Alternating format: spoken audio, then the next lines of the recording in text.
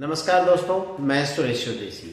आज का जो मैं वीडियो आपके लिए लेकर आया हूँ उस वीडियो में Rajasthan board of secondary education के द्वारा क्लास 8 के लिए जो हमारा राजस्थान बुक प्रिस्क्राइब की हुई है उसमें चैप्टर नंबर 8 है और चैप्टर नंबर 8 का टाइटल है government efforts for public awareness and social reforms, अर्थात सरकार के जो प्रयास हैं सामाजिक जागरूकता लाने का, पब्लिक अवेयरनेस भी सामाजिक जागरूकता, लोक जागरूकता लाने का तथा सोशल रिफॉर्म्स अर्थात सामाजिक सुधार के जो प्रयास सरकार के द्वारा किए जा रहे हैं उनके बारे में ये चैप्टर है। तो चलिए देखते हैं इस चैप्टर में क्या क्या दिया हुआ है, क्या क्या बातें की गई है। देखिए चैप्टर की जो बिगिनिंग होती है वो यहाँ से होती है, उसमें हमारे देश की जो डेमोक्रेटिक व्यवस्था है उसके बारे में बात की गई है कि जो इंडिया का जो सिस्टम है डेमोक्रेटिक नेशन है, India is a democratic country और नेशन। भारत एक प्रजातांत्रिक राष्ट्र है और प्रजातांत्रिक राष्ट्र में जो गवर्नमेंट्स होती हैं, प्रजातांत्रिक जो देश होते हैं, वहां पर जो सरकारें होती है वो हमेशा पब्लिक वेलफेयर के लिए काम करती है। पब्लिक वेलफेयर का मतलब है लोक कल्याण अर्थात लोगों के कल्याण, अर्थात the welfare of the people, लोगों के कल्याण के लिए बात करती है। एट एवरी लेवल, हर संभव प्रयास करती है अपने नागरिकों के कल्याण के लिए। हमारा जो डेमोक्रेसी है अर्थात भारत का जो डेमोक्रेटिक सिस्टम है वो इस बात पे जोर देता है कि डेमोक्रेटिक वैल्यूज हो। जो डेमोक्रेटिक वैल्यूज है, प्रजातांत्रिक जो मूल्य हैं वो किस पे आधारित होने चाहिए? वो सामाजिक, सोशल, इकोनॉमिक, आर्थिक और पॉलिटिकल यानी राजनीतिक स्तर पे उन मूल्यों से संबंधित होना चाहिए या उन मूल्यों पर आधारित होना चाहिए। वो इन बातों पे ज्यादा जोर देता है। हमारी जो सरकारें हैं, our government has made many public welfare laws. हमारी जो सरकारें हैं अर्थात भारत में जो प्रजातांत्रिक सरकार बनती है वो उसने बहुत सारे ऐसे कानून बनाए हैं जिन कानूनों का उद्देश्य क्या है? इम्प्रूव सोशल हार्मनी, लोगों के बीच, समुदाय के, सोसाइटी के जो डिफरेंट कैटेगरीज है, ग्रुप्स हैं, उनके बीच में तालमेल बैठाना, उनके बीच में सामंजस्य बैठाना, हार्मनी स्थापित करना। Politics and economics equality, politic और इकोनॉमिक इक्वलिटी जो है वो एस्टैब्लिश करना, अर्थात सोसाइटी के जो डिफरेंट सेक्शंस हैं उनके बीच में पॉलिटिकल, इकोनॉमिक जो इक्वलिटी सेटअप करना, सोशल हार्मनी उनके बीच एस्टैब्लिश करना, ये सारे उद्देश्य इनके हैं। इन्हीं सब चीजों के बारे में चैप्टर में बात की गई है। अब यहाँ पर इंडिपेंडेंस के बाद भारत में एक बहुत ही गजब का एक आंदोलन चला, मूवमेंट चला, उस मूवमेंट की बात यहाँ पर की गई। भूदान मूवमेंट। भूदान अर्थात अगर मैं इस शब्द को हिंदी में लिखता हूं तो कुछ इस तरीके का आता है। भूदान अर्थात भू यानी जमीन और दान यानी डोनेट करना या दान देना। तो भूदान मूवमेंट एंड लैंड रिफॉर्म्स, और भूदान मूवमेंट के बाद साथ साथ जो है भारत में इंडिपेंडेंस के बाद में बहुत सारे लैंड रिफॉर्म्स यानी भूमि सुधार कानून भी लाए। तो ये क्या चीजें हैं देखिए। Due to zamindari system of earlier times, जब भारत में ब्रिटिशर्स ने जमींदारी व्यवस्था स्थापित की और इवन इससे पहले भी मुगल पीरियड से ही हमारे यहाँ जमींदारों का एक शासन प्रणाली चली आ रही थी जो कि कृषकों से या जो फार्मर्स थे उनसे लगान वसूल करते थे, रेवेन्यू वसूल करते थे और राजा के पास जमा करवाते थे। तो ये जो जमींदारी सिस्टम था उसने जो है जो लैंड ओनरशिप थी अर्थात भूमि का जो मालिकाना हक था उसमें बहुत बड़ी डिस्पैरिटी क्रिएट कर दी। डिस्पैरिटी का मतलब असमानता, बहुत बड़ी असमानता स्थापित की और एक धीरे धीरे करके एक बहुत बड़ी प्रॉब्लम, मेजर प्रॉब्लम करके क्रिएट इमर्ज करी, ये सामने आई। इंडिपेंडेंस के बाद में गवर्नमेंट ने जो है सबसे पहला काम तो यही किया कि जमींदारी जो सिस्टम था या जमींदारी जो व्यवस्था थी उसको खत्म करने के लिए कानून बनाए। अर्थात इंडिपेंडेंस के बाद गवर्नमेंट ऑफ इंडिया ने पहला जो बड़ा काम करने की कोशिश की वो ये की कि कानून बना करके भारत से जमींदारी व्यवस्था को खत्म किया जाए, जमींदारी सिस्टम को खत्म किया जाए। बट जमींदार deprived farmers of the fertile land in the name of law. पर यहाँ पे एक बड़ी घटना हुई, क्योंकि जमींदार जो है बड़े प्रभावशाली लोग थे, इनका पॉलिटिक्स में रोल था, पॉलिटिक्स पे प्रभाव था, इनकी जान पहचान थी, कानूनों की इनको जानकारी थी। तो जब इनसे जो जमीनें ली गई, जो एक्स्ट्रा जमीनें इनसे ली गई, लैंड्स ली गई, उन लैंड को इन्होंने, जो डिप्राइव्ड फार्मर्स थे अर्थात जिनके पास जमीन नहीं थी, जिनके पास लैंड नहीं थी, जो वो इनसे लेकर के जब उन लोगों को दी गई तो इन्होंने जो फर्टाइल लैंड थी वो तो अपने पास रख ली और उनको बैरन लैंड या बंजर जो जमीन थी वो उन किसानों तक पहुंचाई। इस इरेगुलरिटी ऑफ ओनरशिप, ये जो इरेगुलरिटी ऑफ ओनरशिप थी, इसकी वजह से वायलेंस हुई कंट्री के बहुत सारे भागों में, अर्थात कई सारे जो हिस्से थे उनमें झगड़े फसाद हुए, दंगे हुए।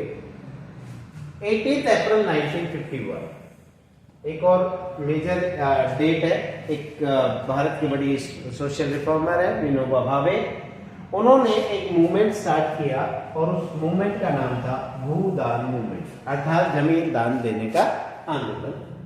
Donating a piece of land in Pochampally of Telangana, Telangana के पोचमपल्ली नामक जो एरिया था, गांव था, वहां पर उन्होंने एक जमीन का टुकड़ा दान दिया और इस मूवमेंट की स्टार्टिंग की या इनिशिएट किया।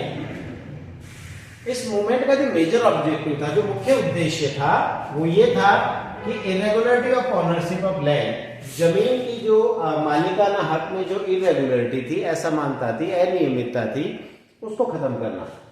Vinoba Bhave appealed land owners to donate 6 part of their land, और सबसे बड़ी जो खास बात थी कि कानून की सहायता लेने के स्थान पे विनोबा भावे ने जो लैंड ओनर्स थे उनसे इस बात के लिए आग्रह किया, रिक्वेस्ट की कि वो अपनी लैंड का 6 पार्ट जो है वो डोनेट करें।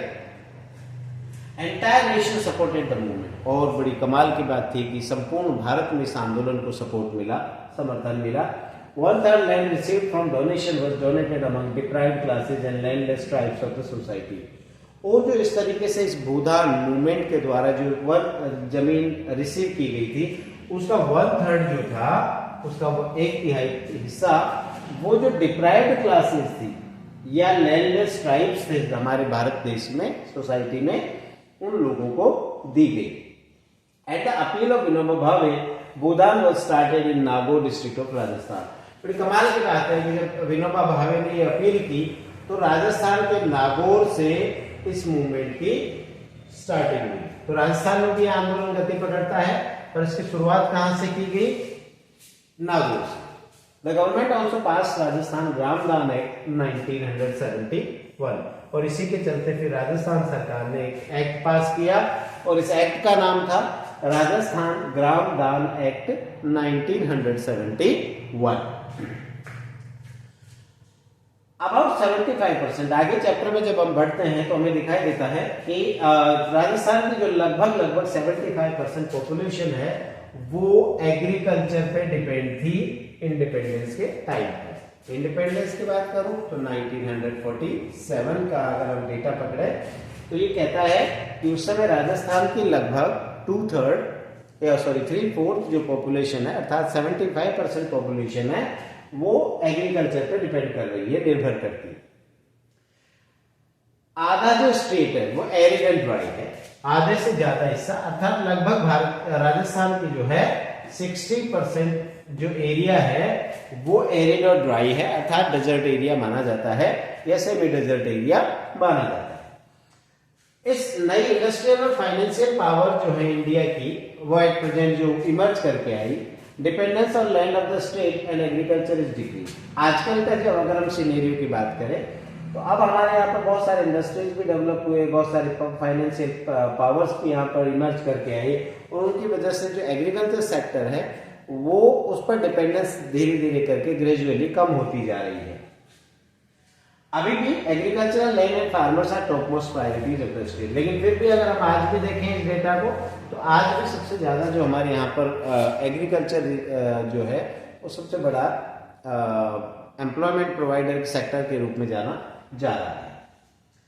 स्टेट गवर्नमेंट ने जो है रेवेन्यू बोर्ड एस्टेब्लिश किया, बोर्ड ऑफ रेवेन्यू, जो कि अजमेर में है, और इसका ऑब्जेक्टिव जो था वो था कि अफोर्डेबल, जिसको कोई भी अफोर्ड कर सके, फास्ट और accessible justice to the people, ऐसे लोगों को जो लैंड डिस्प्यूट्स में फंसे हुए हैं, जो जमीन के विवादों में फंसे हुए हैं, उन लोगों को सस्ता, तीव्र और आसानी से उपलब्ध होने वाला न्याय प्रदान करना, अर्थात उनके लैंड डिस्प्यूट्स को बहुत क्विकली सस्ते में सेटल करवाना, ये इस बोर्ड ऑफ रेवेन्यू का उद्देश्य है। गवर्नमेंट ऑफ राजस्थान ने जो है उन्होंने एक और एक्ट पास किया था जिसका नाम है राजस्थान टेनेंसी एक्ट 1955 और सेकंड जो एक्ट था वो है राजस्थान लैंड रेवेन्यू एक्ट 1955। ये दो और कानून राजस्थान सरकार के द्वारा पास किए गए थे 1955 में।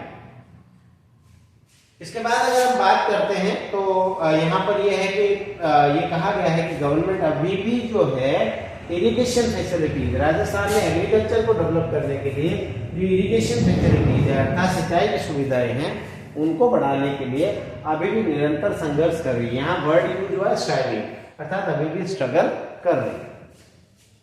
उसके बाद चैप्टर में जब हम आगे बढ़ते हैं तो ये कहता है कि साथ में एक तो एग्रीकल्चर की जो इरिगेशन की फैसिलिटी और at the same time quality of land, भूमि की क्वालिटी अर्थात लैंड जो है वो एग्रीकल्चर के लिए इतना सुटेबल नहीं है जितनी होनी चाहिए।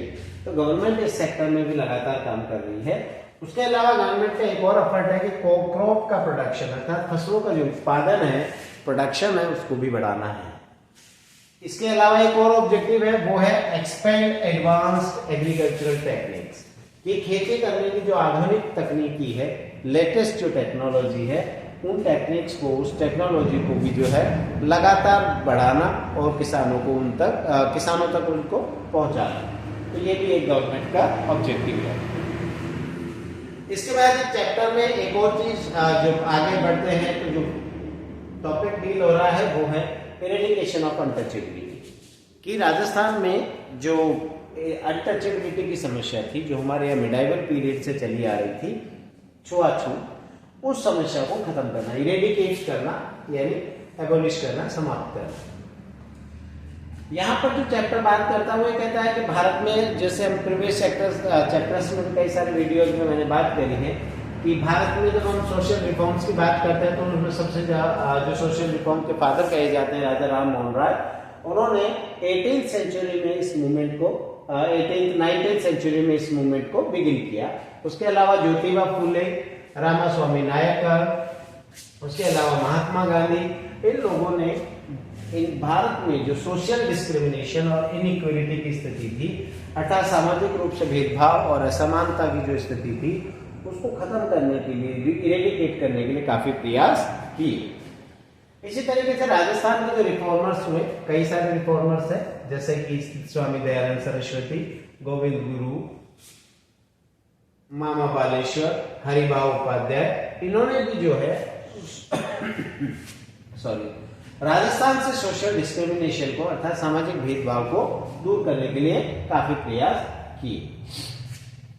Equality is the foundation. अब यहाँ पर जो चैप्टर है वो कहता है कि इक्वलिटी जो है किसी भी डेमोक्रेटिक सोसाइटी का या किसी भी डेमोक्रेटिक सेटअप के लिए एसेंशियल है और यह उसका फाउंडेशन है, क्योंकि इसमें डेमोक्रेसी हमेशा इस बात पे जोर देती है कि every citizen is equal before law, अर्थात हर नागरिक जो है कानून के समक्ष बराबर होता है। और साथ ही इस एक और चीज है कि कानून जो है सभी को समान रूप से संरक्षण प्रदान करता है, अर्थात कानून के लिए कोई बड़ा या छोटा नहीं होता है, उसके लिए सभी नागरिक समान महत्व रखते हैं और वो सभी नागरिकों को समानता की स्थिति से डील करता है और साथ ही सभी को समान रूप से संरक्षण या प्रोटेक्शन प्रोवाइड करता है। इसका अर्थ यहाँ दिया हुआ है कि कॉन्स्टिट्यूशन के according state will not discriminate. इसका मतलब ये है कि कानून, संविधान हमारा ये कहता है, कॉन्स्टिट्यूशन हमारा ये कहता है कि देश या स्टेट या कानून किसी के साथ भी religion, creed, caste, colour, gender या बर्थ के आधार पे भेदभाव नहीं करेगा, डिस्क्रिमिनेशन नहीं करेगा। वो चाहे किसी भी धर्म का हो, वो चाहे किसी भी समुदाय को पालन करने वाला हो, किसी जाति का हो, किसी रंग का हो, किसी लिंग का हो, किसी भी स्थान पे जन्मा हुआ हो, इनमें से किसी आधार पे स्टेट की तरफ से, राज्य की तरफ से, सरकार की तरफ से, संविधान की तरफ से, कानून की तरफ से कोई भेदभाव नहीं किया जाएगा। जो हमारे कॉन्स्टिट्यूशन का सेक्शन 17 है अर्थात आर्टिकल 17 है, वो ये कहता है उसने अनटचेबिलिटी को जो है, छुआछूत की जो बात है, उसको एक पनिशेबल ऑफेंस के रूप में डिफाइन किया है। हमारे कॉन्स्टिट्यूशन के सेक्शन 17 में अनटचेबिलिटी को पनिशेबल ऑफेंस माना गया है। पनिशेबल ऑफेंस का मतलब है कि अगर कोई अनटचेबिलिटी को प्रमोट करता है, उसको संरक्षण करता है, उसको बचाता है, उसको बढ़ाता है, तो उसके खिलाफ कानून कार्यवाही कर सकता है, पनिशमेंट कर सकता है। अनटचेबिलिटी को जो है फिनिश करने के लिए, एबॉलिश करने के लिए गवर्नमेंट ऑफ इंडिया ने जो है protection of civil rights act 1955 pass किया। वापस रिपीट कर देता हूं, protection of civil rights act 1955 इसी के लिए पास किया गया। इसी प्रकार से राजस्थान सरकार जो है, राजस्थान सरकार ने अनटचेबिलिटी ऑफेंसेस एक्ट 1955 पास किया, अर्थात छुआछूत अपराध कानून 1955 जो है पास किया प्रभावशाली तरीके से। इसी के तरीके से गवर्नमेंट ऑफ राजस्थान ने जो है स्ट्रिक्टली जो है scheduled caste and scheduled tribes prevention act of prevention of atrocity act 1989, ये कानून भी राजस्थान सरकार के द्वारा पास किया गया, जिसमें एसटी और एससी वर्ग के जो लोग हैं उनको उनके खिलाफ होने वाले अत्याचारों से मुक्ति दिलाने के लिए किया गया। ये एक्ट 1989 में पास किया गया। ये भारत सरकार के द्वारा पास हुआ था और इसको राजस्थान सरकार ने इफेक्टिवली इंप्लीमेंट किया है। आगे अगर हम बात करते हैं तो फाइनेंशियल राइट्स ऑफ दलित, जो दलित समुदाय के जो लोग हैं उनके जो वित्तीय अधिकार हैं उनको सुरक्षित करने के लिए ये भी प्रावधान किया गया है कि कोई भी व्यक्ति एसटी एससी दलितों की जमीन को अगर एनक्रोच करता है, चाहे हायर क्लासेस का हो, जो कि उनको उस जमीन से बेदखल करता है, उसके खिलाफ भी जो है सरकार द्वारा स्ट्रिक्ट एक्शन लिया जाएगा, अर्थात उनके खिलाफ सख्त कार्यवाही की जाएगी। वर्तमान की अगर हम बात करें तो social justice and empowerment department हमारे यहाँ पर काम करता है, जो कि इस scheduled caste, scheduled tribe, economically जो बैकवर्ड क्लासेज हैं या ओबीसीज हैं या विमेन हैं या बच्चे हैं, अर्थात वापस रिपीट कर दूं, हमारे यहाँ पर social justice and empowerment department काम कर रहा है मुख्य रूप से शेड्यूल्ड कास्ट, शेड्यूल्ड ट्राइब्स, आर्थिक रूप से जो पिछड़े वर्ग हैं, अन्य पिछड़ा वर्ग है, महिलाएं हैं, बच्चे हैं, उनके एजुकेशन और सोशियो इकोनॉमिक जो डेवलपमेंट है उसके लिए प्राइमरीली ये डिपार्टमेंट काम कर रहा है। मुख्य रूप से इस बात के लिए प्रयास कर रहा है कि इनकी आर्थिक स्थिति अच्छी हो और इनकी शिक्षा की स्थिति भी अच्छी हो। चैप्टर में जब हम आगे बढ़ रहे हैं तो अब जो टॉपिक बात कर रहा है वो ये कह रहा है कि वुमेन एजुकेशन एंड एम्पावरमेंट, अर्थात महिलाओं के कानून और अधिकारों की बात यहाँ पर की जा रही है, उसकी शिक्षा और उनकी जो सशक्तिकरण की, उनका एम्पावरमेंट की बात यहाँ पर है। एक बार जवाहरलाल नेहरू ने कहा था कि you can tell condition of the nation by looking at the status of women. तो ये जवाहरलाल नेहरू का स्टेटमेंट है कि आपको अगर महिलाओं की स्थिति जाननी है किसी भी देश की, उसकी स्थिति बतानी हो, तो उस देश में महिलाओं की जो स्थिति है उससे हम इस बात का अंदाजा लगा सकते हैं, इस बात को पता लगा सकते हैं कि वो देश कैसा होगा। तो ये नेहरू जी का स्टेटमेंट है। इस स्टेटमेंट में बिल्कुल ये रेलिवेंट है।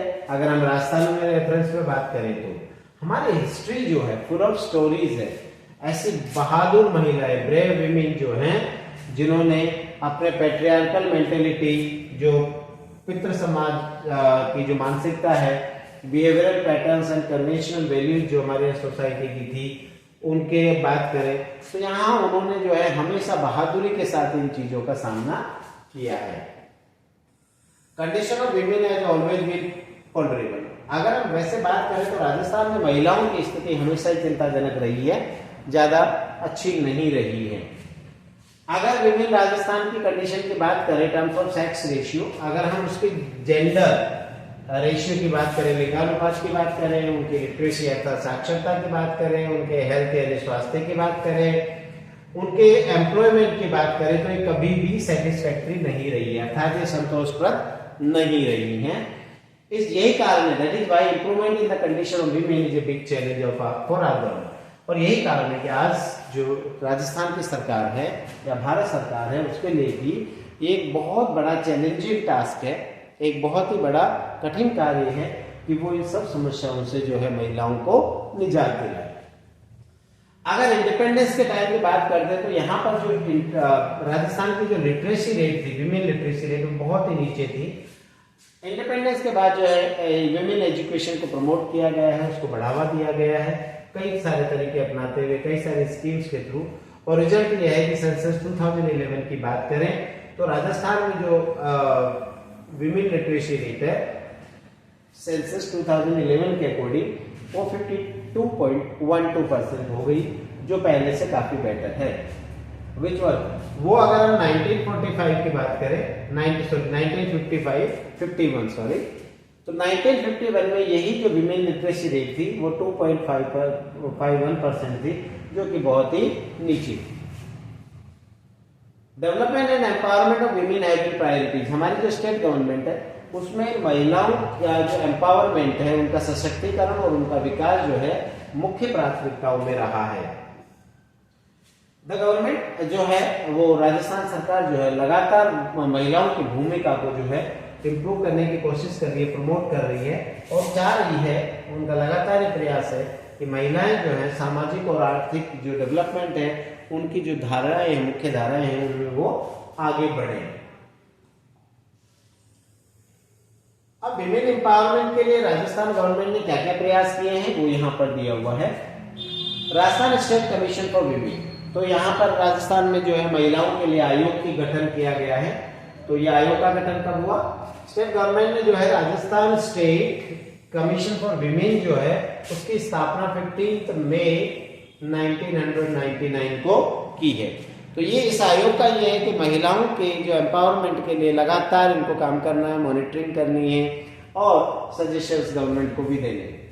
इनका जो मुख्य काम है वो ये है कि इन्वेस्टिगेट करना अनजस्टिफाइड एक्ट्स अगेंस्ट विमेन। महिलाओं के खिलाफ अगर कहीं पर भी अन्यायपूर्ण कार्य हो रहा है तो उनको इन्वेस्टिगेट करना, उनके खिलाफ अगर कहीं पर भी डिस्क्रिमिनेशन हो रहा है तो उसकी जो पब्लिक सर्विसेज हो तो उसके खिलाफ इनको जो है कदम उठाने हैं और महिलाओं की स्थिति है उसको बेटरमेंट की तरफ लेके जाना है, उनमें सुधार का प्रयास लगातार करना है।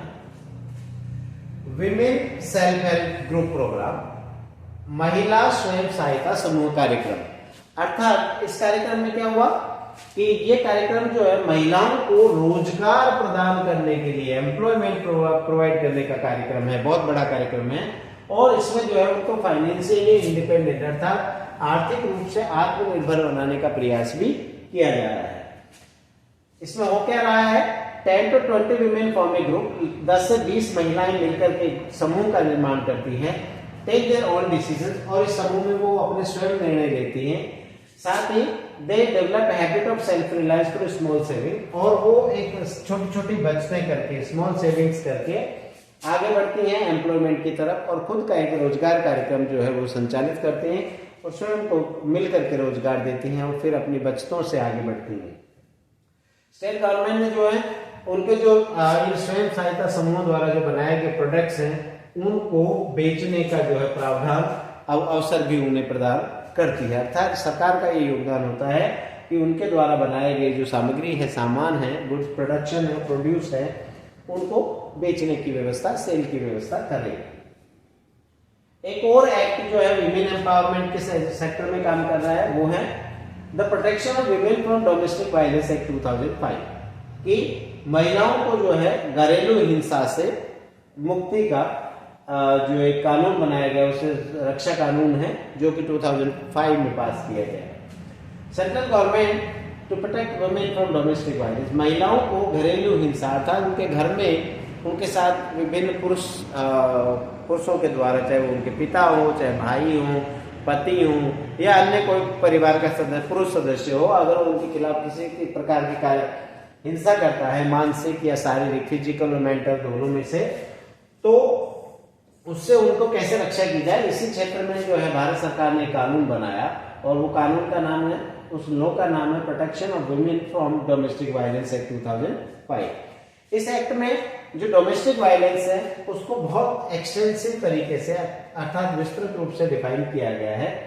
राजस्थान में जो department of of women and child development है उसके जितने भी डेप्यूटी डायरेक्टर्स हैं, ऑफिसर्स हैं या सुपरवाइजर्स हैं इंटीग्रेटेड चाइल्ड डेवलपमेंट स्कीम के, उनको इस बात के लिए प्रोटेक्शन ऑफिसर्स के रूप में अपॉइंट किया गया है और वो इस बात के लिए विशेष रूप से ध्यान रखते हैं कि महिलाओं के खिलाफ किसी भी प्रकार की घरेलू हिंसा नहीं होनी चाहिए। जो सभी हॉस्पिटल हैं, प्राइमरी हेल्थ केयर सेंटर पीएससीज हैं या कम्युनिटी हेल्थ सेंटर सीएससीज हैं, रिकॉग्नाइज्ड एज मेडिकल फैसिलिटीज, तो जो उनको है मेडिकल फैसिलिटीज जो है प्रोवाइड करने के लिए है, उनको भी इस बात के लिए सुनिश्चित किया गया है कि वो इनको हर प्रकार से मेडिकल जो सुविधाएं हैं, फैसिलिटीज है वो प्रोवाइड करवाएं। Rajiv Gandhi scheme for empowerment of adolescent girls, Sabla. Adolescent जो किशोरावस्था की एडोलेसेंस आयु की जो गर्ल्स है उनके एम्पावरमेंट के लिए एक स्कीम स्टार्ट की गई जिसका नाम है सबला, जिसका फुल फॉर्म है Rajiv Gandhi scheme for empowerment of adolescent girls. इस स्कीम का जो मुख्य उद्देश्य है, इस योजना का जो मुख्य उद्देश्य है वो ये है कि empowerment of the level of nutrition and health in adolescent girls. जो एडोलेसेंट या किशोर वय या किशोर आयु की जो लड़कियां हैं उनकी जो पोषण की स्थिति है, न्यूट्रिशन की स्थिति है उसको सुधारना, उनकी हेल्थ को सुधारना, उनमें लिटरेसी अर्थात उनकी साक्षरता स्तर को बढ़ाना, उनमें स्किल डेवलपमेंट करना ताकि वो आत्मनिर्भर बन सके, और साथ ही उनकी जो है सोशल इश्यूज है, उनके जो सामाजिक मुद्दे हैं उनकी एक अच्छी समझ डेवलप करना, ये सभी इस कार्यक्रम का उद्देश्य रखे गए। इस स्कीम जो है जो एडोलेसेंट गर्ल्स जो मानी गई हैं उनका एज आयु ग्रुप है 11 से 18 वर्ष। जो स्कूल नहीं जाते या स्कूल छोड़ चुकी हैं उनको मुख्य रूप से इस योजना में शामिल किया गया है। आगे जो कार्यक्रम जिसकी बात की गई है वो है बेटी बचाओ बेटी पढ़ाओ कार्यक्रम है। ये प्रोग्राम जो है 2015 में स्टार्ट किया गया, 2015 में भारत सरकार के द्वारा प्रारंभ किया गया, और इसमें जो मुख्य रूप से जो बात जिस पे ध्यान दिया गया है वो है कि चाइल्ड जो सेक्स रेशियो डिक्रीज हो रहा है उसको घटने से बचाया जाए, अर्थात प्रति 1000 पुरुषों पे कितनी महिलाएं हैं उस जो अनुपात है चाइल्ड सेक्स रेशियो का, बच्चों का, उसको सुधारना। It is joint venture of ministry of women and child development, ministry of health and family welfare and ministry of human resource. ये एक जॉइंट वेंचर है। जॉइंट वेंचर में कौन कौन से डिपार्टमेंट, कौन कौन से मिनिस्ट्रीज काम कर रहे हैं? तो पहला है ministry of women and child development, second है ministry of health and family welfare, और थर्ड है मिनिस्ट्री ऑफ ह्यूमन रिसोर्स। ये तीनों जो मिनिस्ट्रीज हैं ये मिलकर के इस कार्यक्रम को संचालित कर रही हैं, आगे बढ़ा रही हैं। इस कार्यक्रम के जो मुख्य उद्देश्य हैं वो ये है कि एक तो फीमेल फिटिसाइड है, अर्थात जो गर्ल चाइल्ड है, अर्थात जो लड़कियों को जो गर्भ में मारने का जो प्रचलन यहाँ पर रहा है उसको खत्म करना पूरी तरीके से। उसके अलावा increase number of girl students in school, कि स्कूल्स में जो लड़कियों की संख्या को बढ़ाना, अर्थात लड़कों को तो सभी पढ़ाना चाह रहे हैं पर गर्ल स्टूडेंट्स की संख्या को स्कूल्स में बढ़ाना। उसके अलावा टू रिड्यूस जो ड्रॉप आउट गर्ल स्टूडेंट्स है। होता यह है कि एनरोलमेंट के टाइम पे या नामांकन पे एडमिशन तो लड़कियों का सब करवा जाते हैं या किसी भी जागृति से प्रेरणा से करवा देते हैं, लेकिन बाद में उन लड़कियों को स्कूल के लिए न किसी कारण से छोड़ना पड़ता है। तो ये जो ड्रॉप आउट का गर्ल स्टूडेंट्स का रेशियो है, संख्या है, उसको कम करना भी इस कार्यक्रम का उद्देश्य है। इसके अलावा जो राइट टू एजुकेशन है उसको अच्छे तरीके से लागू करना और खास करके लड़कियों को जो है इसमें शामिल करना।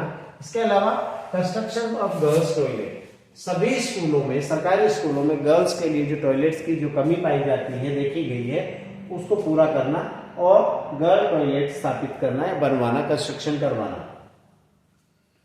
कुछ और भी कानून बनाए गए जो खास करके महिला सशक्तिकरण अर्थात विमेन एम्पावरमेंट से रिलेटेड है। वो कौन कौन से हैं? Hindu succession, adoption and maintenance act 1956, इसमें 2005 में अमेंडमेंट किया गया, संशोधन किया गया।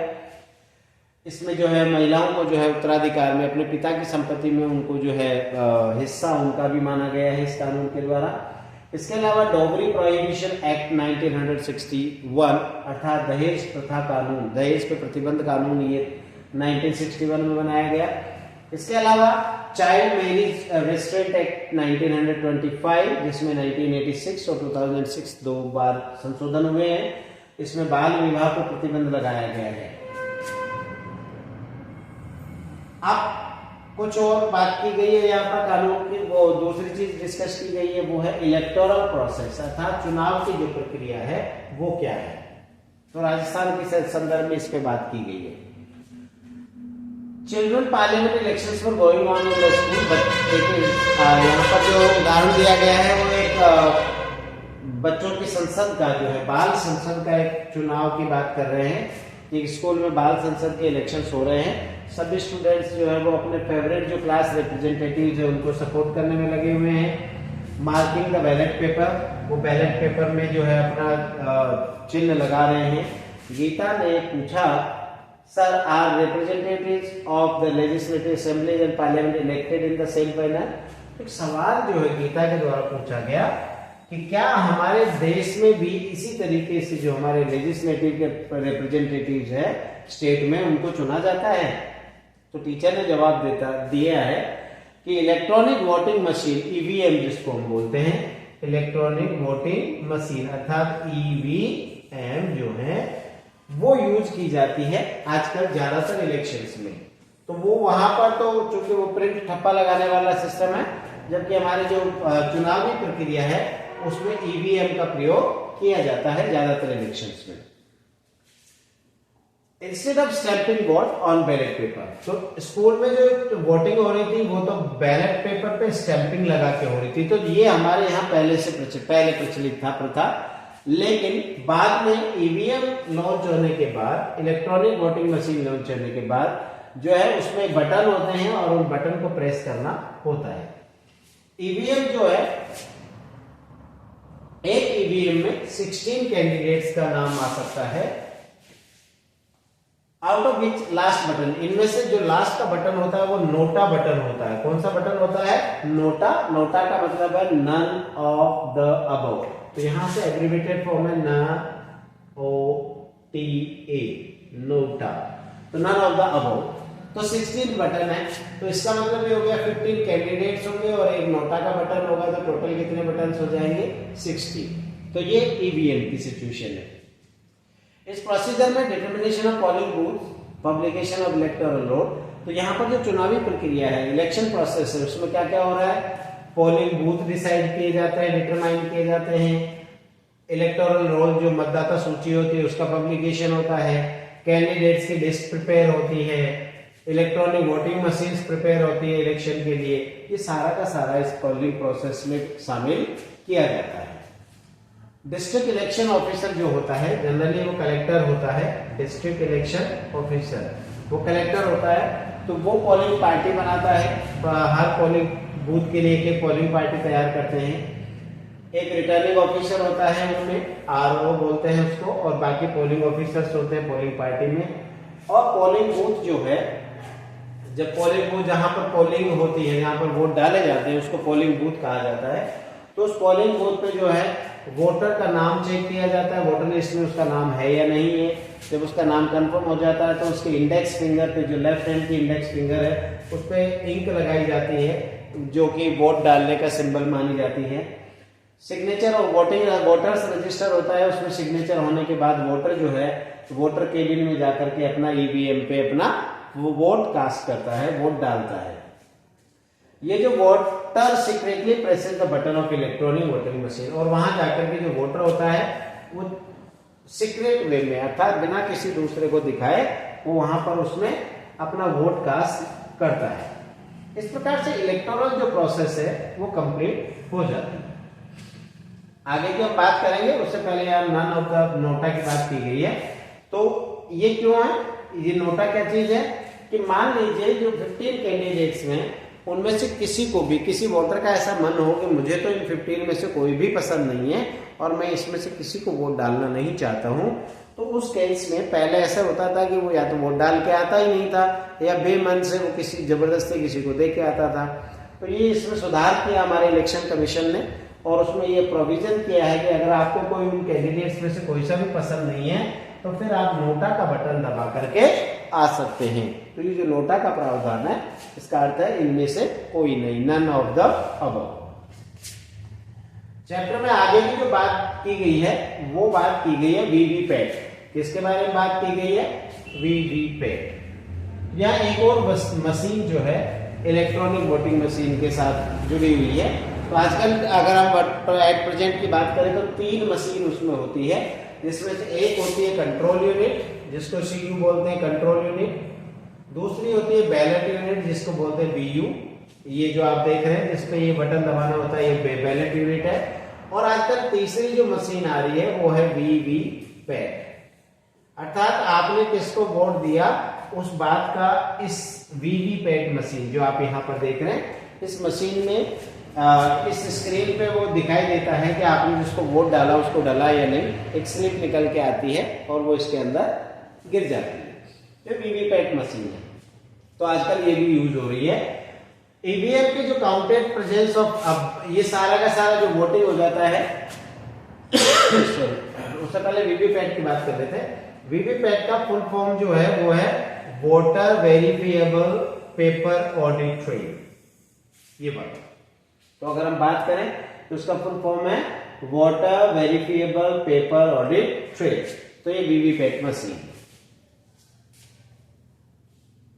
अब वीवीपैट मशीन के बारे में कुछ और बातें यहाँ पर दी गई है वो अपन पहले देख लेते हैं, उसके बाद बाकी के चैप्टर की बात करेंगे।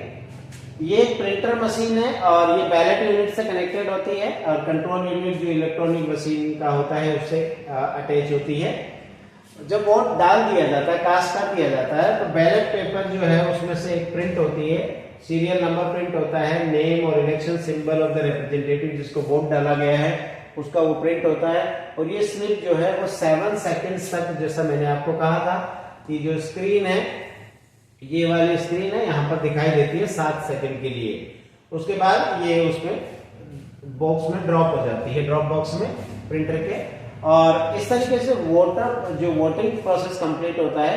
वीवीपैट जो voters can confirm that their vote was cast correctly. ये इसलिए है ये मशीन, इससे वोटर को ये दिख जाता है, वो कंफर्म हो जाता है कि उसने जिसको वोट कास्ट किया उसी को वोट डाला है।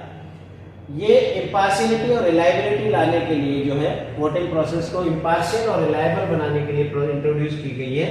अगर किसी मामले में मान लो डिस्प्यूट हो जाए तो उस केस में ये स्लिप्स को जो है यूज किया जाता है, इनकी हेल्प ली जाती है वोटिंग को जस्टिफाई करने के लिए। अब आगे यहाँ पर और भी दी गई है कुछ बात जो है इसमें ये है कि वोट्स ऑफ ईवीएम जो है उनको बाद में एक जो शेड्यूल्ड डेट होती है, जो निर्धारित डेट होती है, उस पर रिटर्निंग ऑफिसर और उसके रिप्रेजेंटेटिव जो इलेक्शन कंटेस्ट कर रहे हैं उनके सामने इनकी काउंटिंग की जाती है। और काउंटिंग के बाद रिजल्ट जो रिटर्निंग ऑफिसर होता है वो रिजल्ट डिक्लेयर कर देता है। इस तरीके से गीता और जो बाकी के स्टूडेंट्स हैं वो इलेक्टोरल या वोटर जो वोटिंग प्रोसेस है उसके बारे में जान पाते हैं। आगे चैप्टर में एक और चीज बात की गई है वो है systematic voters education in electoral participation program, SVEEP. एक कार्यक्रम जो है चुनाव आयोग द्वारा, इलेक्शन कमीशन द्वारा स्टार्ट किया गया है और इस कार्यक्रम का नाम है systematic voters education in electoral participation programme.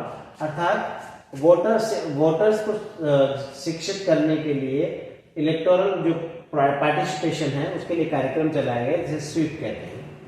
ये एक फ्लैगशिप कार्यक्रम है इलेक्शन कमीशन का, जिसका उद्देश्य क्या है कि जो इंडिया के जो वोटर्स हैं, भारत के जो वोटर्स हैं, उनको इलेक्टोरल प्रोसेस में जो है एजुकेट करना, उनको उसके बारे में बताना और उनको ज्यादा से ज्यादा वोटर्स को वोटिंग के लिए प्रमोट करना, उनका पार्टिसिपेशन इंश्योर करना जो है वो इसका उद्देश्य है।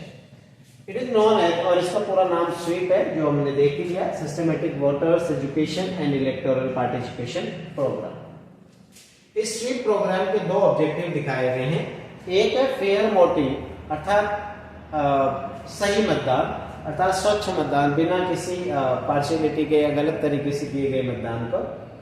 एथिकल वोटिंग को जिसे इम्पार्शियल एंड एथिकल वोटिंग, कि वो वोटिंग जो है बिना किसी दुर्भावनाग्रस्त तरीके या गलत तरीकों का प्रयोग किए संपादित हुई है। और दूसरा है इन्फॉर्म्ड वोटिंग। इन्फॉर्म्ड वोटिंग का मतलब है वोटिंग विद अवेयरनेस, जागरूकता के साथ वोटिंग देना, किसी के दबाव में आकर के वोटिंग नहीं करना। तो ये इसके दो कार्यक्रम है, फेयर वोटिंग और इन्फॉर्म्ड वोटिंग। ये दो ऑब्जेक्टिव इसके तय किए गए हैं स्वीप कार्यक्रम। अब एक और कानून की बात राजस्थान के संदर्भ में की गई है यहाँ पर, वो है राइट टू इंफॉर्मेशन, जिसको हम आरटीआई एक्ट के नाम से जानते हैं। RTI act, right to information. कई बार ऐसा होता है, यहाँ चैप्टर आपको ये कह रहा है, कई बार ऐसा होता है कि समाज सोसाइटी के कई सारे जो ग्रुप्स हैं, अलग अलग ग्रुप्स हैं, सोशल ऑर्गेनाइजेशंस हैं, तो गवर्नमेंट से कुछ पर्टिकुलर लॉ बनाने की मांग करते हैं। गवर्नमेंट क्या करती है, उसके प्रति चिंता जाहिर करती है, कंसर्न शो करती है और कानून बना देती है। ऐसा एक एग्जाम्पल राजस्थान में हुआ, वो ये था कि labourers and farmers of Bhim, जो भीम तहसील है राजसमंद में, राजस्थान का एक डिस्ट्रिक्ट है राजसमंद, वहां के भीम तहसील में, वहां के जो लेबरर्स थे और फार्मर्स थे, वो documents related to their job like copies of attendance register and payroll register, उसको डॉक्यूमेंट्स की कॉपी मांगने के लिए काफी समय से वो जो स्ट्रगल कर रहे थे कि उनको जो जॉब दिया जा रहा है वो जॉब का रिकॉर्ड कहाँ है, वो अटेंडेंस रजिस्टर कहाँ, वो उन्हें दिखाया जाए। इसी डिमांड के साथ ही जो है राइट टू इंफॉर्मेशन एक्ट का जो बेस बना वो स्टार्ट हुआ राजस्थान में। इसी के बाद में जो है आरटीआई एक्ट बनने की प्रोसेस आई इन 2000, और ये जो बात हुई है 2000 की बात थी। बाद में ये स्ट्रगल जो था राइट टू इंफॉर्मेशन का, उसने एक मूवमेंट का शेप लिया, एक आंदोलन के रूप में आगे बढ़ा और ये फिर नेशन वाइड कर दिया, पूरे राष्ट्र में चल पड़ा। फिर भारत सरकार ने, गवर्नमेंट ऑफ इंडिया ने जो है इस जो लोगों की भावना थी राइट टू इंफॉर्मेशन को लेकर के, उसको रिकॉग्नाइज किया और 2005 में राइट टू इंफॉर्मेशन एक्ट लागू कर दिया, सूचना का अधिकार लागू कर दिया। ये एक्ट जो है एक बहुत ही पोटेंशियल स्टेप जो है वो बन के आया पब्लिक पार्टिसिपेशन और ट्रांसपेरेंसी ऑफ गवर्नमेंट लेवल, कि सरकारी स्तर पे जितने भी कार्यक्रम हो रहे हैं उनमें पारदर्शिता, उनमें ट्रांसपेरेंसी लाने के लिए बहुत ही पाइवटल एक जो है एक माइलस्टोन के रूप में एक्ट बना सिटीजन के। और इस कानून के तहत ये हो गया कि अब नागरिक जो है, सिटीजन जो है, गवर्नमेंट के या एनी गवर्नमेंट डिपार्टमेंट जो है उस एक्ट के तहत वो उसकी सूचनाएं प्राप्त कर सकता है। वो जो जानना चाहता है कि कोई भी काम, कोई भी कार्य किस प्रकार से संबंधित हुआ, उससे संबंधित जानकारी वो ले सकता है। आगे एक और कानून की बात की गई है और वो है right of children to free and compulsory education act, RTE act. इसका नाम हम देंगे RTE act, right to education. और यहाँ राइट टू एजुकेशन क्या किसकी बात है, तो देखिए यहाँ पर बच्चों की बात की गई, उनको फ्री एजुकेशन देनी और कंपल्सरी देनी है, अनिवार्य और निःशुल्क शिक्षा का अधिकार कानून। भारत सरकार ने जो इस कानून को जो है 2009 में फॉर्मुलेट किया, अर्थात ये कानून 2009 में बना और इसका ऑब्जेक्टिव ये था कि इजी और एक्सेसिबल एजुकेशन जो है लोगों को उपलब्ध करवाना। इसी तरीके से गवर्नमेंट ऑफ जो राजस्थान है, राजस्थान सरकार है, उसने भी भारत सरकार के पद चिन्हों पर चलते हुए राजस्थान का जो है Rajasthan right of children to free and compulsory education act 2000 pass किया और ये 1 अप्रैल 2011 अर्थात 1 अप्रैल 2011 से राज्य में लागू कर दिया गया। तो ये जो है इसमें क्या व्यवस्थाएं की गई, इसमें बच्चों की निःशुल्क शिक्षा की बात की गई और अनिवार्य शिक्षा की बात की गई। अब यहाँ ये निःशुल्क और अनिवार्य शिक्षा किसके लिए, तो यहाँ देखिए सबसे बड़ी बात एलिमेंट्री एजुकेशन अर्थात क्लास 1 to 8 के जो बच्चे हैं जिनका आयु एज ग्रुप जो है वो कौन सा है, 6 से 14 वर्ष एज ग्रुप के जो बच्चे हैं उनको इस कानून के तहत अनिवार्य रूप से शिक्षा प्रदान करने की सरकार का दायित्व तय किया गया, माता पिता का दायित्व तय किया गया, शैक्षणिक संस्थाओं का दायित्व तय किया गया। इसमें ये बात को ध्यान दिया गया है कि कोई भी बच्चा शिक्षा से वंचित नहीं रहना चाहिए और साथ में ये भी बात हुई कि इस कानून के तहत बच्चा जो है एप्रोप्रिएट क्लास में उसकी आयु के अनुसार जो क्लास उसके लिए तय है उस क्लास में वो अनिवार्य रूप से एडमिशन ले सकता है कहीं पर भी किसी भी संस्था में। इसके लिए क्या किया गया, एक प्रावधान ये किया गया कि जो प्राइवेट स्कूल्स थे उसमें जो गरीब, वीक और बैकवर्ड जो ग्रुप्स थे सोसाइटी के, उनके बच्चों के लिए 25% सीट जो है वो आरक्षित कर दी गई कि इतने प्रतिशत बच्चे जो है उनको इन वर्गों से या इस समुदाय से लेने होंगे और उनकी जो फीस है उसका पेमेंट जो है किसके द्वारा किया जाएगा, प्राइवेट स्कूल को गवर्नमेंट के द्वारा किया जाएगा। तो ये आरटीई एक्ट जो है ये भी इंपॉर्टेंट चीज रही और इसके जो बेसिक फैक्ट्स थे वो आपको मैंने बताया। अब कुछ और एक और कानून की बात की गई है, वो कानून है चिल्ड्रंस राइट्स, बच्चों के अधिकार। तो बच्चों के अधिकार से मतलब क्या है यहाँ पर, तो जनरल असेंबली ऑफ यूएनओ अर्थात यूनाइटेड नेशंस ऑर्गेनाइजेशन जो है यूएनओ, उसकी जो सामान्य महासभा है, महासभा ने जो है एक कन्वेंशन पास किया on the rights of the children, अर्थात बच्चों के अधिकारों को लेकर के एक जो है एक प्रस्ताव पास किया 20 नवंबर 1989 में, अर्थात 20 नवंबर 1989 को एक ऐसा प्रस्ताव पास किया गया यूएनओ के द्वारा, यूएनओ की महासभा के द्वारा, जिसमें बच्चों के अधिकारों को लेकर के बात की गई। ये पहला ऐसा इंटरनेशनल कन्वेंशन था जिसने बच्चों के सिविल, कल्चरल, सोशल, इकोनॉमिक और पॉलिटिकल राइट्स की बात की। इंडिया ने भी अपना कमिटमेंट इसके प्रति डिस्प्ले किया और इस कन्वेंशन को 1992 में साइन किया, अर्थात भारत ने इस कन्वेंशन पे कब साइन कर दिए, 1992।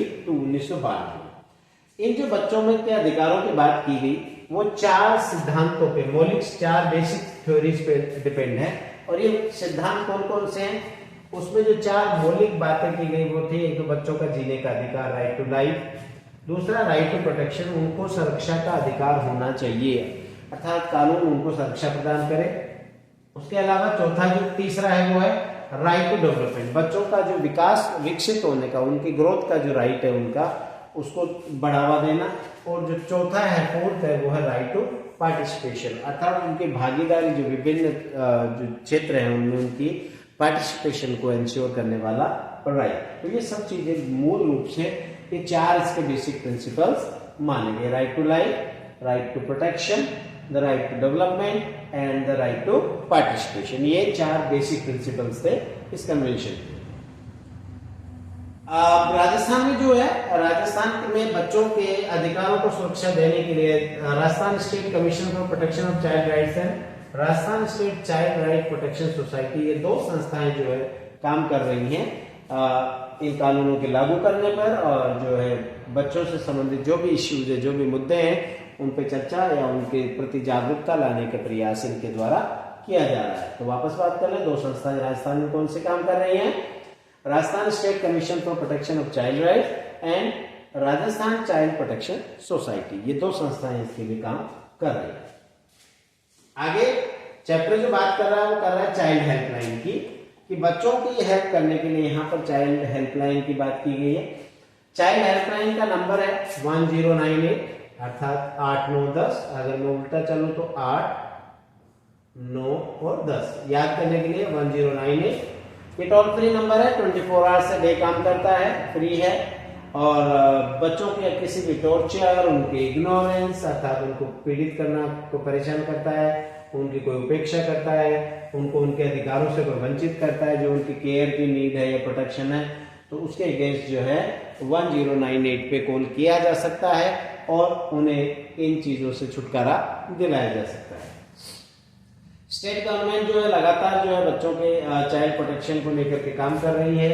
इसमें जैसे कि जो इश्यूज है, चाइल्ड मैरिज, फीमेल फिटिसाइड, अर्थात जो कन्या भ्रूण हत्या है, चाइल्ड सेक्सुअल रेशियो का जो घटने की जो स्थिति, अर्थात शिशु लिंगानुपात जो है वो कम होता जा रहा है, तो उस पर चिंता जो है इनको, चाइल्ड लेबर की बात हो या माल न्यूट्रिशन अर्थात कुपोषण की समस्या हो, इन्हीं सभी मुद्दों को लेकर के बच्चों की जो बचाव के प्रोटेक्शन की बात राजस्थान सरकार कर रही है।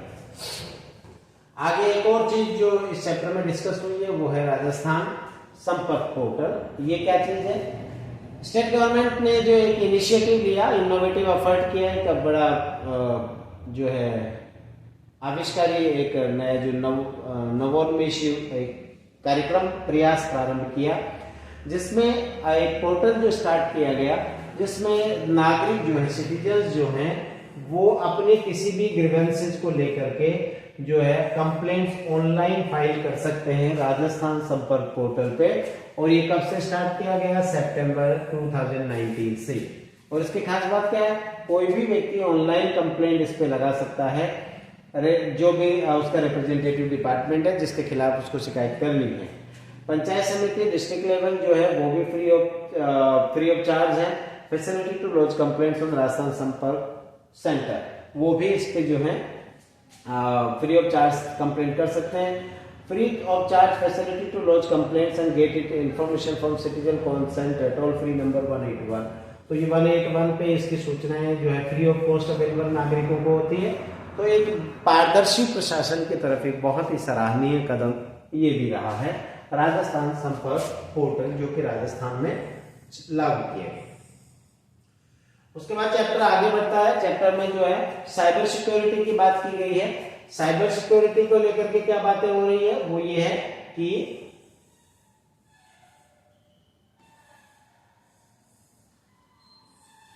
साइबर सिक्योरिटी की बात भी हो रही है। सिक्योरिटी का मतलब यहाँ है कि कोई भी जो हमारी इलेक्ट्रॉनिक डिवाइसेज है जो इंटरनेट से जुड़ी हुई है उनको सुरक्षा प्रदान करना। इसका जो मुख्य उद्देश्य है वो ये है कि सॉफ्टवेयर जो है, हमारा डेटा जो है, हमारे सॉफ्टवेयर जो है उनको साइबर क्राइम से बचाना। Computer experts and information technology professionals are able to do this. और इसमें खास करके जो है जो कंप्यूटर एक्सपर्ट्स होते हैं या इंफॉर्मेशन आईटी सेक्टर के जो प्रोफेशनल्स हैं सूचना प्रौद्योगिकी के, वो लोग इन समस्याओं से मुक्ति दिला सकते हैं। साइबर क्राइम्स जो हैं या साइबर अटैक्स जो हैं वो कैसे कैसे हो सकते हैं? तो हमारी सिक्योरिटी आजकल एक बहुत बड़ा चैलेंज हो चुकी है। जब से इलेक्ट्रॉनिक गैजेट्स आए हैं, जो मोबाइल, इंटरनेट और ये सब चीजें आई हैं, उसके बाद हमारी जो सुरक्षा में बड़ी सेंध हो गई है। अब इसके लिए सबसे बड़ी जरूरी है कि हम इन साइबर क्राइम से बचें किसी भी प्रकार से। तो ऑनलाइन जो फ्रॉड हो रहे हैं, बहुत सारे जो क्राइम्स हो रहे हैं, उनसे कैसे बचा जाए, तो ये जो यहाँ पर चर्चा हो रही है कि किस टाइप के साइबर क्राइम्स चल रहे हैं वो है। तो ये क्या क्या चीजें हो सकती है? तो सबसे पहले यहाँ पर बताया गया रैंसमवेयर। रैंसमवेयर क्या है? ये कंप्यूटर वायरस होता है जो कंप्यूटर सिस्टम को अटैक करता है और जो उसमें जो भी फाइल्स हैं उनको एनक्रिप्ट कर लेता है, वहां से इंफॉर्मेशन को स्टील करता है, चुरा लेता है। यहाँ पर अटैकर जो है बाद में इसको एनक्रिप्ट करने के बाद वो पैसा मांग लेता है विक्टिम से, और सिक्योरिटी सिस्टम को जो है ये कहता है कि आप ये पैसा मेरे ट्रांसफर करेंगे तभी मैं आपके कंप्यूटर की फाइल्स को वापस सेफली लौटाऊंगा। तो ये रैंसमवेयर। मालवेयर ये फाइल्स को नुकसान कर देता है और कंप्यूटर के जो प्रोग्राम्स हैं उनको डैमेज करता है। Computer virus, worms, Trojan etcetera इसके टाइप्स हैं।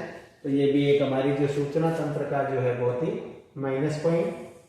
इसके अलावा साइबर फ्रॉड। साइबर फ्रॉड जो है कम्युनिकेशन, लोगों को ट्रैक करना किसी भी झूठ पाखंड के द्वारा कम्युनिकेट करके, और उनके पर्सनल डेटा को, पासवर्ड को जो है एक्सेस लेना, फिशिंग करना, स्पूफिंग करना, ये इसके उदाहरण हैं कि वो उनको फिर ट्रैक करके उनसे जबरदस्ती पैसा वसूल करना या अन्य किसी प्रकार से उनको नुकसान पहुंचाना। फिशिंग क्या है? फिशिंग एक फ्रॉड का टाइप है जिसमें डिसेप्टिव, धोखाधड़ी वाले ईमेल आते हैं, लोगों को भेजे जाते हैं, और ये वैसे दिखने को तो बड़े रेपुटेड इंस्टीट्यूशन से आए हुए लगते हैं, लेकिन इनका मुख्य उद्देश्य होता है कि उसका जो सूचनाएं चुराना, इंपॉर्टेंट डेटा चुराना, और credit card, net banking etcetera, और फ्रॉड को अंजाम देना, ये इसका मुख्य उद्देश्य हो सकता है। स्पूफिंग क्या है? इसमें भी एक फ्रॉड का पैटर्न है। इसमें जो है फ्रॉड पर्सन जो है वो किसी व्यक्ति की जो है उसकी पर्सनल इंफॉर्मेशन या आइडेंटिटी को चुराता है और legitimate businessman pretending to be, और अपने आप को जो है एक लेजिटिमेट बिजनेसमैन, लेबर, रिलायबल बना करके उसके साथ फ्रॉड करने की कोशिश करता है। तो ये कुछ पैटर्न्स थे, कुछ बातें थी जो बताई गई कि किस तरीके से साइबर फ्रॉड हो सकते हैं। अब इससे किस तरीके से सुरक्षा की जा सकती है, साइबर सिक्योरिटी मेजर्स क्या हो सकते हैं, साइबर सिक्योरिटी मेजर्स उपाय क्या हो सकते हैं, उनके बारे में बात है। यहाँ पर ये सबसे बड़ी बात ये है कि आपके जो भी पासवर्ड्स हैं उनको सेफ रखिए, एटीएम का जो पिन है उसको सीक्रेट रखिए, किसी से बताएं नहीं, और उनको टाइम टाइम पे हमें चेंज कर लेना चाहिए। तो ये कुछ उपाय हैं। Use latest version of antivirus software. आपकी जो भी इलेक्ट्रॉनिक डिवाइसेज है, चाहे कंप्यूटर है, मोबाइल है, लैपटॉप है, उनमें जो है आप हमेशा एंटीवायरस जो लेटेस्ट वर्जन है वो यूज करें। अपना पर्सनल इंफॉर्मेशन जो है फोन पर किसी को भी ना दें, या ईमेल से किसी को भी ना दें। जब पर्सनली आप दे सकते हैं अगर आप उस व्यक्ति से जान पहचान हो तो, जानते हैं तो, अदरवाइज आपको नहीं देनी चाहिए। और अगर कभी कोई आपसे ऐसा नहीं भी दे तो उसकी तुरंत सूचना जो है बैंक अकाउंट या एटीएम से अगर कोई सूचना आपकी लीक हो गई है तो आप इमीडिएटली जो कंसर्न बैंक है, संबंधित बैंक है, उसको सूचना दें इसकी। ऑनलाइन कंप्लेंट्स भी करी जा सकती हैं इसके खिलाफ। वो कौन सा पोर्टल है? National cyber crime reporting portal. अगर आपके साथ किसी भी प्रकार का साइबर फ्रॉड होता है, साइबर क्राइम होता है, तो आप उसके against national cyber crime reporting portal पे शिकायत दर्ज करवा सकते हैं। तो ये कुछ चीजें थी जो कि साइबर क्राइम से संबंधित आपको बताई गई। आगे आपका चैप्टर बात करता है कि अब बेसिकली समरी है लास्ट में कि बहुत सारे एफर्ट जो हैं हमने देखे यहाँ इस चैप्टर में स्टडी किए, जो कि गवर्नमेंट के द्वारा किए जा रहे हैं, और इन सबका जो बेसिक ऑब्जेक्टिव है वो ये है कि जो कंडीशन ऑफ विमेन है उसको इम्प्रूव करना। उसके लिए लगातार बहुत सारे प्रयास हैं। विमेन एम्पावरमेंट के लिए भी बहुत सारे प्रयास हैं। लोगों को डेमोक्रेटिक सिस्टम में अपनी पार्टिसिपेशन बढ़ाने के लिए स्वीप प्रोग्राम भी लगाया गया है, और उसको ये बताने के लिए कि वो अपने वोट की कीमत पहचाने, उसका इंपॉर्टेंस पहचाने। राइट टू इंफॉर्मेशन एक्ट की भी बात हमने की, जो कि अकाउंटेबिलिटी जो है एवरी गवर्नमेंट अथॉरिटी और जो है उसकी अकाउंटेबिलिटी स्थापित करता है, सेटअप करता है कि कोई भी अधिकारी कर्मचारी जो काम कर रहा है वो जनता के प्रति जो है अकाउंटेबल है। इस बात को इंश्योर करने के लिए आरटीआई एक्ट है। उसके अलावा हमने आरटी एक्ट की भी बात करी, जो शिक्षा का अधिकार कानून था, और उसमें जो है एजुकेशन का जो लेवल है उसको इम्प्रूव करने का प्रयास किया जा रहा है। इसके अलावा बहुत सारे अवेयरनेस प्रोग्राम्स भी चल रहे हैं, जो लेटेस्ट टेक्नोलॉजी और उनसे संबंधित जो चीज़ें हैं, साइबर क्राइम्स आ रहे हैं, उनसे अवेयर करने के लिए भी बहुत सारे कार्यक्रम सरकार के द्वारा संचालित किए जा रहे हैं। तो ये हमने देखा कि राजस्थान की जो सरकार है वो लगातार लोगों के वेलफेयर के लिए अलग अलग तरीके से काम कर रही है, और लोगों के वेलबींग को सुधारने के साथ साथ उनकी सामाजिक आर्थिक स्थिति को सुधारना, विमेन एम्पावरमेंट का काम करना, गर्ल चाइल्ड के लिए बहुत सारी स्कीम्स हैं, सोशल अवेयरनेस लाना, डेमोक्रेटिक अवेयरनेस लाना, ये सभी प्रयास राजस्थान सरकार के द्वारा किए जा रहे हैं। तो दोस्तों, मैं उम्मीद करता हूँ ये जो चैप्टर है क्लास 8 के लिए दिया गया था वो आपको समझ में आया होगा। बहुत सारी बातें यहाँ पर चर्चा हुई है राजस्थान के बारे में, तो ये कानून जानकारियाँ आप तक मैंने पहुँचाने का प्रयास किया है, आपको जरूर पसंद आएगी। धन्यवाद।